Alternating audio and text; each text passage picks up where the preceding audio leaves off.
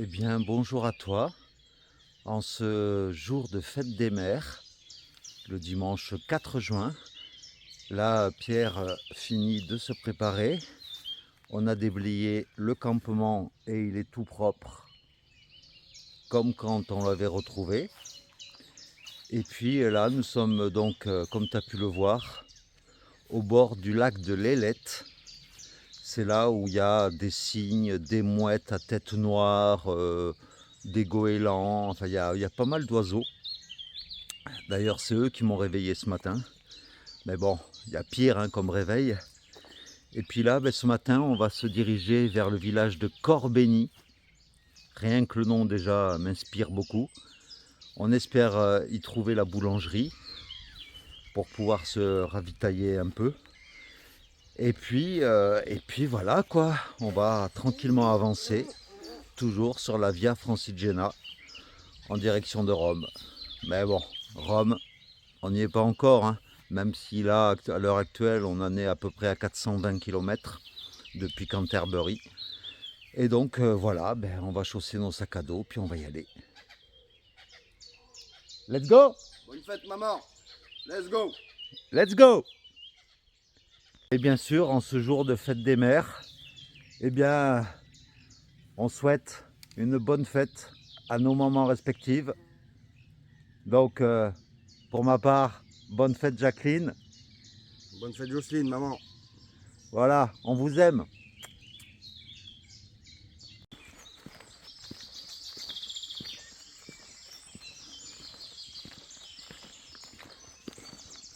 Profite du chant des oiseaux dans cette forêt.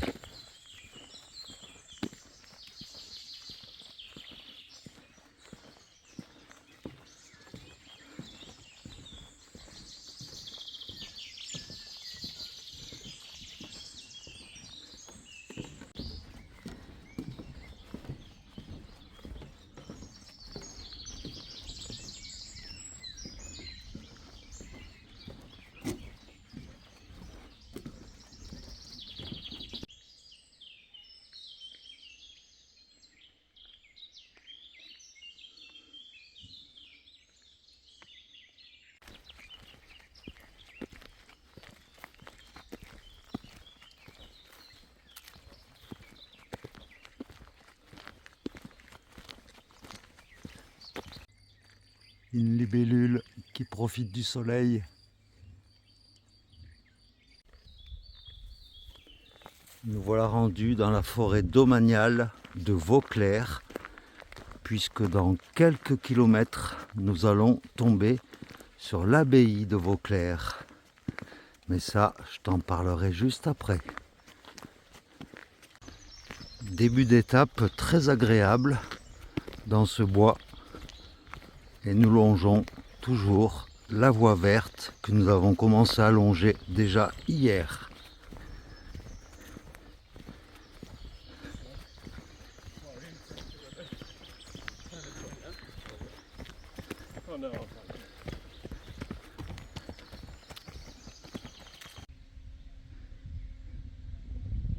Et voici l'abbaye de Vauclair. Fondée en 1134, ce fut une abbaye de moines cisterciens. Et pendant les guerres de religion, elle a déjà subi des premiers dommages. Et puis la Première Guerre mondiale eut raison en fait des ruines de cette abbaye. Et aujourd'hui, il ne reste quand même pas mal de bâtiments, pas mal de murs. Mais voilà ce qui reste de l'abbaye de Vauclair.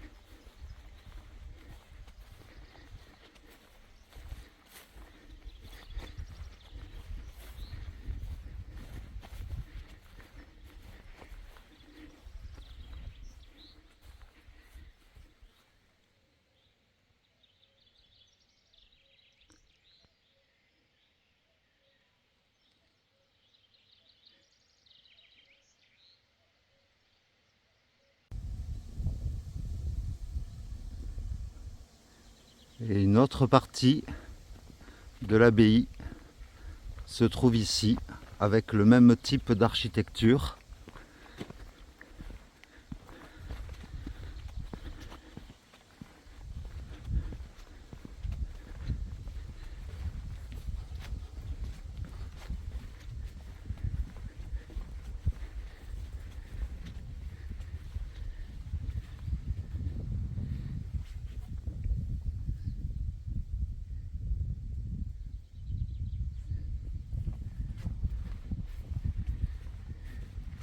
Voilà, je te fais visiter en même temps que moi.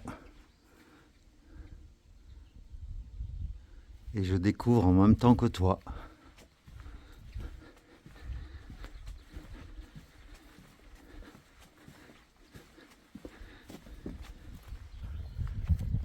Et ce bâtiment, c'est ce qui reste de l'église Saint-Martin, juste à côté de l'abbaye.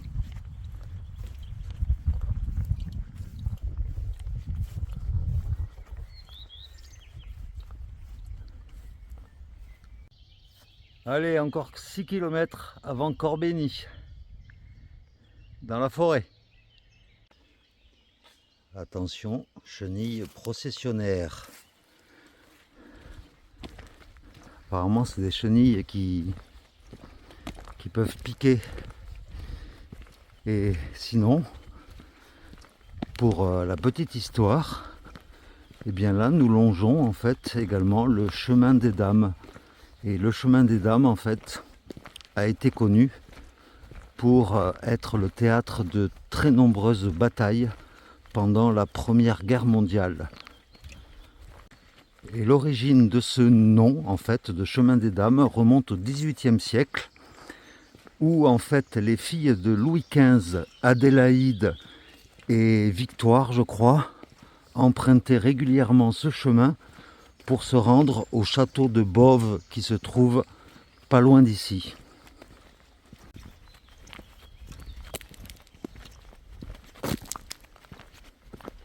Et cette forêt de Vauclair, en fait, c'est beaucoup de grandes lignes droites pour rejoindre notre prochain village.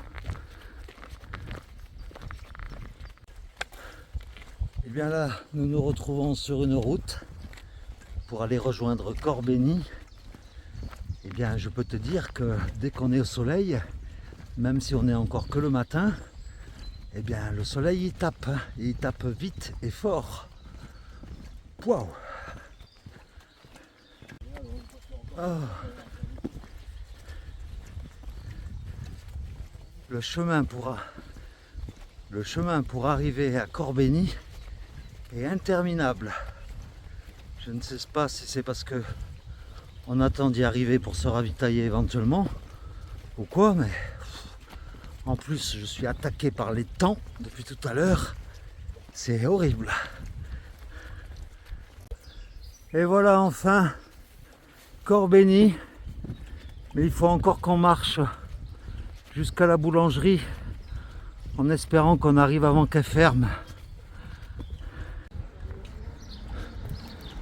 Voilà, nous approchons de la boulangerie en espérant qu'il reste encore de quoi manger. Voilà, elle est juste là. Et nous voilà posés à l'église de Corbeny. Tout un symbole.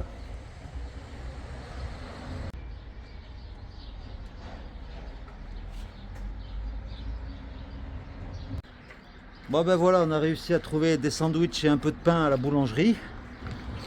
Mais comme nous disait un commentaire hier, on est vraiment dans la diagonale du vide là en ce moment parce que la boulangère nous a dit que jusqu'à la prochaine étape officielle Berry-au-Bac, eh bien même là il n'y a rien du tout sur le chemin. Donc ça va être difficile pour trouver quelque chose de consistant à manger. On verra bien, on va se débrouiller. Oh, ça fait du bien de manger un peu. Mais il y a un truc que je ne comprends pas trop sur la Via Francigena, c'est que ici à Corbeny, c'est un village étape, donc une fin d'étape. Et il y a un opticien, il y a un agent immobilier Il y a ben, voilà, 2-3 boutiques qui servent pas à grand chose. Ça, c'est un gros hôtel, ça. Donc, c'est ça. Il y a un hôtel en face, ouais, mais qui est fermé le dimanche apparemment. Ouais, Mais à côté de ça, il n'y a pas d'épicerie. Voilà, c'est un peu bizarre. il y a un hôtel. C'est juste pour ça. Parce que... Et comme un abonné me l'avait suggéré il y a déjà une semaine de cela, quand je t'avais présenté notre position sur tout le chemin qu'on va faire, eh bien j'ai décidé que maintenant, tous les dimanches, je te proposerai la carte avec notre petit smiley qui représentera notre position. Et donc, ben, voilà à quoi ressemble aujourd'hui notre position actuelle sur tout le trajet que l'on va faire. Donc là, on approche de Reims, on est à 40 km de Reims. Et ben voilà, donc dimanche prochain, ben, j'espère que le petit smiley aura avancé un peu plus.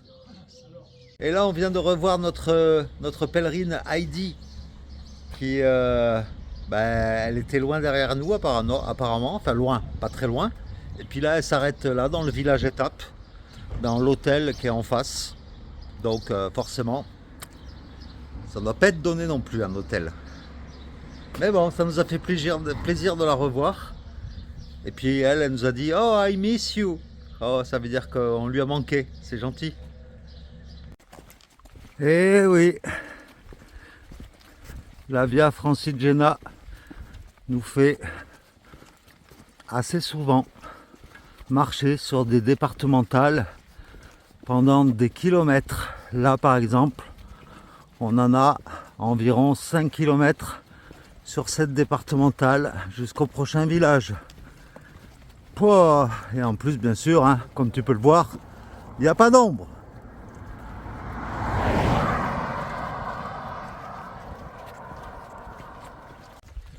Et je profite d'être sous la canicule du Nord. Une petite pensée pour ceux qui sont dans le sud où apparemment il y a souvent de la pluie en ce moment. Eh bien nous, ça fait plus de 15 jours que nous n'avons pas vu de nuages. Et puis j'en profite également pour te présenter le dénivelé du jour, puisqu'à partir de Corbeny, l'étape nous amène jusqu'à Berry-au-Bac. Voilà, mais on n'ira pas jusque là, je ne pense pas. Mais voilà. D'un côté, c'est vert. De l'autre côté, c'est jaune. Ah, les paysages sont un peu plats. Et on est toujours sur la départementale. Voilà, tu vois tout ça là, la route départementale, c'est tout ce qu'on vient de se taper en montée et en descente. Et c'est pas fini. Voilà, le seul village entre Corbeny et Berry-au-Bac, c'est Juvincourt. Et si Juvincourt, je vais bien, si Juvincourt. Voilà, désolé pour le décor, mais nous sommes posés à l'ombre, à côté du cimetière, enfin dans le cimetière, à l'ombre, parce que tout simplement nous avons un point d'eau juste à côté et nous en profitons pour aérer nos pieds. Et ça c'est très important. Nous en général on l'aère à la pause du midi. Comme ça permet aux pieds de bien respirer. Et regarde un peu ce beau ciel bleu. Après le bâton poulet, voici le bâton papillon. Il est joli. Merci les papillons. Et là nous quittons le village de je ne sais plus quoi en cours là. Et puis on a décidé de continuer jusqu'à Berry-au-Bac. Bah ouais, il m'a forcé. Non, je ne force personne. Il me tape des fois. Mais, ose le dire devant la caméra. Pitié, il m'a bouffé mon saucisson. Et donc voilà. Donc comme ça demain, Il bouffe plus que moi. de Berry-au-Bac, l'écoutez pas. Il fait que boire de la goudale. Oh là là, là je rêverais. Au secours. Je me serais prostitué pour avoir une goudale cet après-midi là. Avec la chaleur qu'il fait. Franchement. Mais bon, tout ça pour dire qu'arrivé à Berry-au-Bac, on a repéré cette fois-ci un Intermarché qui n'est pas dans un Center Parcs, Et comme ça, demain matin, à 4 km de Berry-au-Bac, on pourra faire des courses. Enfin! Plus plat, ça n'existe pas. C'est l'invisibilité. Tiens, si on ne chope pas de tiques avec ces hautes herbes, eh bien on aura de la chance.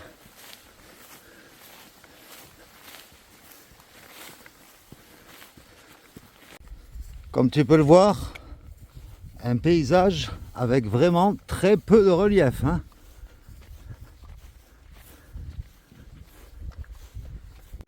Atelier débrouille. Là, nous faisons... Merci le cimetière.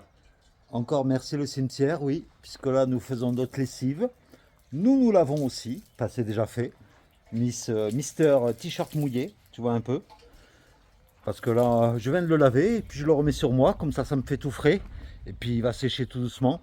Et on a repéré un petit lieu de bivouac à côté de l'église de Berry-sur-Bac. Je crois que ça s'appelle comme ça, un truc comme ça. Berry-au-Bac, voilà. Et voilà comment bien nettoyer. En plus, il y a une pierre au milieu, comme à l'ancienne, dans les lavoirs. Eh bien, nous voilà arrivés à Berry-au-Bac. Et en parlant avec un bouliste qui était à côté de l'église, il nous a indiqué qu'il y avait un distributeur des casiers ouvert H24 de nourriture. Donc, je suis juste devant. Donc, je vais te montrer ça tout de suite. Du casier à l'assiette. Alors, qu'est-ce qu'il y a là-dedans? Alors, il y a de la soupe, des lentilles, une poêlée de boudin blanc. Ah, pâté en croûte, il n'y en a plus, dommage. Ah si, là, il y a des petits pâtés en croûte. Et puis là, du miel. Et tout ça, c'est des produits régionaux du coin. Donc je pense que ce soir, on est sauvés. Parce que lui, il a une chaîne. Comme ça. Plus de, comme je vous disais, Voilà notre petit repas de ce soir. Et comme les chiens, 30 000. Grâce à Jean, le bouliste. Ouais, ils viennent nous voir, les gens. Alors voilà, ce soir, on fait encore une rencontre inattendue. C'est Jean, le bouliste qu'on avait rencontré, qui nous avait indiqué le cimetière pour prendre de l'eau. Et puis après, on est allé discuter un peu avec lui. Et puis du coup, il nous a ramené une bouteille de vin. Nous, on est allé, donc je t'ai montré le distributeur. On a ramené du pâté en croûte, du saucisson et un petit dessert pour se faire plaisir. Parce que la diète, ça va bien un jour, mais bon. C'est la diète. Merci la diète. Et là, du coup, Jean est reparti chez lui, qui habite à côté, pour nous ramener une bouteille de vin. Si c'est pas magique ça, ce chemin, franchement. Voilà, ça remplace la mauvaise attitude de la dame de hier, quoi. Mais bon, voilà, c'est sûr qu'un comportement, ça ne généralise pas un village entier, bien sûr. Oui, quoi? Non, ça, on sera pas parti aux 11h du matin. Ah oui, ça va être dur le réveil demain. Parce que là, il est quelle heure? Il est 20h50. D'habitude, on dort à cette heure-ci. Arrête avec ta pluie. Il n'y a pas de pluie de prévu. Pas avant une semaine. Voilà, tout ça pour dire que eh bien, Jean vient de nous quitter. Bien sûr, en échange de sa bouteille de vin qu'il nous a ramené, nous, on a partagé avec lui notre pâté en croûte qu'on avait acheté, ainsi que notre gâteau. C'est un acolo au chocolat. C'est une spécialité des Ardennes, qui est pas loin. Et c'était très bon. Apparemment, il y avait du chocolat dedans, il y avait un peu de meringue et tout. C'était très bon. Donc, on a beaucoup discuté avec Jean. C'était très, très intéressant. Voilà, au moins, l'avantage, quand tu fais du bivouac, eh bien, tu rencontres des gens, des villages, des vrais gens, des villages que tu traverses. Et ça, franchement, ça n'a pas de valeur. Donc, j'espère que ça te donnera envie de faire comme nous, hein, de traverser la France en bivouac. En tout cas, Pierrot, il est déjà au lit. Merci le gâteau. Là, il est quelle heure là? Il est quelle heure là? Il est... Putain, il est presque 22h.